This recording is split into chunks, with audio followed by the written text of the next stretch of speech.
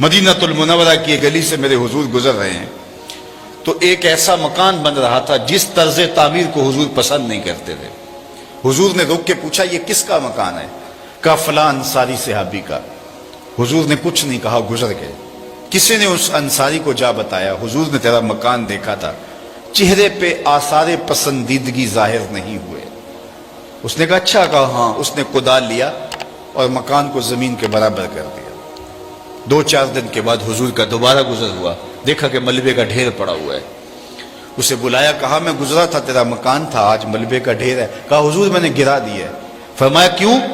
عرض کی سنا تھا آپ کو پسند نہیں، سنا تھا آپ کو پسند نہیں۔ میں اور آپ دیکھیں ہمارا کیا کیا حضور کو پسند نہیں، سر سے لے کر پاؤں تک غور کریں ہمارا کیا کیا حضور کو پسند نہیں۔ اپنے عقیقے سے لے کے ولیمے تک دیکھیں ہمارا کیا کیا حضور کو پسند نہیں۔ اپنی نجی زندگی سے لے کے سیاسی زندگی تک دیکھیں ہمارا کیا کیا حضور کو پسند نہیں۔ اپنے کاروبار سے لے کر کے انداز معاشرت تک دیکھیں ہمارا کیا کیا حضور کو پسند نہیں۔ محمد دی زیارت محمد دے رنگ وچ اگر ان کے ہوئے ہیں تو پھر ہم ان کے ہو گئے، پھر اپنی خواہش کہاں باقی رہی۔ ایک صحابی آئے اور انہوں نے حضور سے سلام کرنا چاہا لیکن حضور نے رخ پھیر لیا۔ وہ سمجھے شاید کسی وجہ سے التفات نہیں ہوا، تو حضور نے جدھر رخ پھیرا تو ادھر جا کے انہوں نے السلام علیکم کہا، لیکن حضور نے پھر رخ پھیر لیا۔ سمجھ گئے کوئی ناراضگی ہے۔ تو چونکہ ایک سفر سے آئے تھے تو انہوں نے دیگر صحابہ سے پوچھا کہ مجھے تو سمجھ نہیں آئی کہ حضور کی ناراضگی کا سبب کیا ہے، کیا تم مجھے بتا سکتے ہو کہ حضور ناراض کیوں ہیں؟ انہوں نے کہا ہاں، ہماری سمجھ میں جو بات آئی ہے وہ یہ ہے کہ تم نے یہ سونے کی انگوٹھی پہنی ہے اور حضور اس کو حرام قرار دے چکے۔ ان الذهب والفضة حرام للذکور امتی، سونا اور چاندی میری امت کے مردوں کے لیے حرام ہے۔ صرف چاندی کی ایک انگوٹھی اور وہ بھی 4.5 ماشے سے کم وزن کی ہو تو وہ مرد کے لیے جائز ہے۔ اس سے زائد یا اتنے ہی وزن کی 2 انگوٹھیاں مرد کے لیے جائز نہیں ہیں۔ سونا بالکل جائز نہیں ہے، رکھا ہی نہیں گیا جائز، یہ زینت عورت کے لیے ہے۔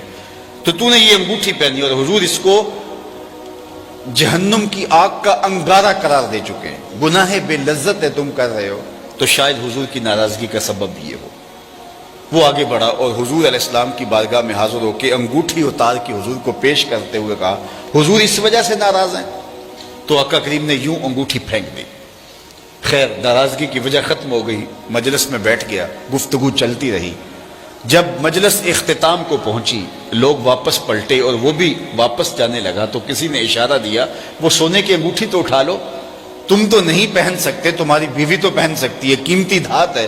تو اس صحابی نے کیا جواب دیا وہ سنیے۔ اس نے کہا واللہ لا آخذہ وقد طرحہ رسول اللہ صلی اللہ علیہ وآلہ وسلم، اللہ کی قسم میں اس کو کبھی بھی نہیں اٹھاؤں گا جس کو میرے حضور نے پھینک دیا ہے، جس کو میرے حضور نے پھینک دیا میں اس کو کبھی نہیں، سونا ہے، ہیرا ہے، چاندی ہے، پکھراج ہے، موتی ہے، کچھ بھی ہے، میں اسے ہاتھ بھی نہیں لگاؤں گا جس کو میرے حضور نے پھینک دیا ہے۔ صاحبو دیکھو کس کس چیز کو میرے حضور نے پھینکا ہے، اور ہم اگر اس چیز کو سینے سے لگاتے ہیں تو ہم عاشق رسول نہیں ہو سکتے، ہم خود فریبی میں مبتلا ہیں۔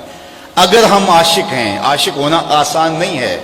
ہمارے بزرگ جھوم کے شعر پڑا کرتے تھے، عاشق عاشق ہر کوئی آکھے پر عاشق بندا مر کے، ایسے عاشق نہیں ہو جاتا۔ عاشق عاشق ہر کوئی آکھے پر عاشق بندا مر کے، زہر پیالہ کوئی نہیں پیندا پر عاشق پیندا پر کے۔ تو جب آپ عاشق ہیں تو پھر آپ کا عشق محبوب کی اطاعت کی چوکھٹ پہ آپ کو کیوں نہیں لے کر کے آتا؟ میں اور آپ اپنے آپ کو دیکھیں، اپنے طرز زندگی کو دیکھیں۔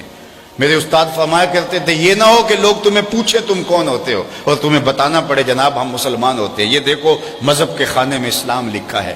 آپ فرمایا کرتے تھے صاحب نہ کسی کو پوچھنا پڑے نہ تجھے بتانا پڑے، تیری وضاحت طرز زندگی انداز معاشرت ایسا ہونا چاہیے تم دور سے آ رہے ہو لوگ پہچان کے کہیں وہ دیکھو آقا کا غلام آ رہا ہے۔ نور آنکھوں میں تو چہروں پہ اجالے ہوں گے، مصطفیٰ والوں کے انداز نرالے ہوں گے، دنیا میں بھی ان کے دم سے مقدر چمکا، محشر میں بھی ان کی رحمت کے حوالے ہوں گے۔ تو اگر ان کے ہوئے ہیں تو پھر سر سے لے کر پاؤں تک انہی کے ہو جائیں۔ ہمارا طرز زندگی بتائے ہم نوکر حضور کے ہیں، ہمارا انداز معاشرت بتائے ہم نوکر حضور کے ہیں۔ ربیع الاول کا موسم آ رہا ہے، اپنے گھروں میں ضرور جھنڈیاں لگانا، لیکن صرف جھنڈیاں تمہارے گھروں میں نہ لگیں، دل کے ایک ایک پرت پہ نام محمد کی جھنڈی ضرور لگانا۔ صرف منڈیروں پہ چراغاں نہ کرنا، بلکہ تمہارے دل کی گلیوں میں حضور کے نام کا چراغاں ہونا چاہیے۔ میں نے دیکھا جلوس کے دن ربیع الاول کی 12 تاریخ سے پہلے لوگ اپنے گھروں کو اور اپنی گلیوں اور بازاروں کو صاف کر رہے ہوتے ہیں، کوڑا بھی اٹھا کے پھینک رہے ہوتے ہیں کہ جناب یہاں سے میلاد کا جلوس گزرنا ہے۔ بہت مبارک ہے اور بہت اچھا کام ہے کہ تم نے گلیوں کا گند صاف کر دیا اور کوڑا اٹھا کے پھینک دیا۔ صاحب ایک جھاڑو لے کے دل کی نگری میں بھی آؤ، بہت سارے کوڑے یہاں بھی پڑے ہوئے ہیں، بہت سارے ڈھیر نفرتوں کے، حسد کے، کینے کے، بغض کے یہاں بھی پڑے ہیں، اور آؤ کوئی جھاڑو لے کے ادھر بھی آؤ اور اس دل نگر کی بھی صفائی کرو، اور اندر سے بھی اور باہر سے بھی حضور کا میلاد مناؤ۔ میرے شیخ فرماتے ہیں یاری لا تو پاک نبی سنگ، اے پر پوری یاری، پھر درود قبول ہے تیرا لکھ نہ لو ایک باری۔ پھر تم ایک بار ہی پڑھو گے تو وہ لاکھ سے زیادہ وزنی ہوگا، جب تمہارا اندر بھی درود پڑھ رہا ہوگا، تمہارا باہر بھی درود پڑھ رہا ہوگا۔ آئیے اس موسم رحمت میں اپنے آپ کو بدلنے کی کوشش کیجئے۔ حضور کی رحمتیں چھما چھم برستی ہیں، دلوں کے آنگن محبت رسول سے آباد ہوتے ہیں۔ محبت اپنے تمام تر آداب کی رعایت کے ساتھ ہمارے وجود سے ظاہر ہو، ہمارا طرز زندگی حضور کی محبت اور حضور کے پیار کا رنگ دکھائے، اور ہم دور سے دکھائی دے کہ ہم عاشق رسول ہوتے ہیں، ہم غلام رسول ہوتے ہیں۔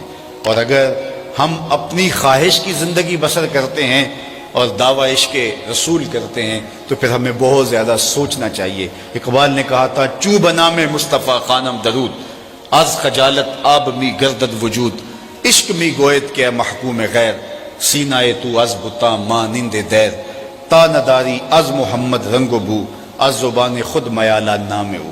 کہا اگر ظاہر باطن میں ان کے رنگ میں اپنے آپ کو رنگ نہیں لیتا تو اپنی زبان سے ان کے نام کو میلہ نہ کرنا، ان کے ذکر کی مہک سے اپنے مشام ہستی کو معطر کرو، اپنی روحوں کو سیراب کرو، پھر تم جدھر سے گزرتے جاؤ گے وہ مہک پھیلتی چلی جائے گی، وہ خوشبو پھیلتی چلی جائے گی۔ حضور علیہ السلام کی سیرت اور حضور کے کردار کی جھلک جب ہمارے وجود میں اترتی ہے تو ہماری زبان بولے نہ بولے ہمارا وجود ہی تبلیغ کا منبع بن جاتا ہے۔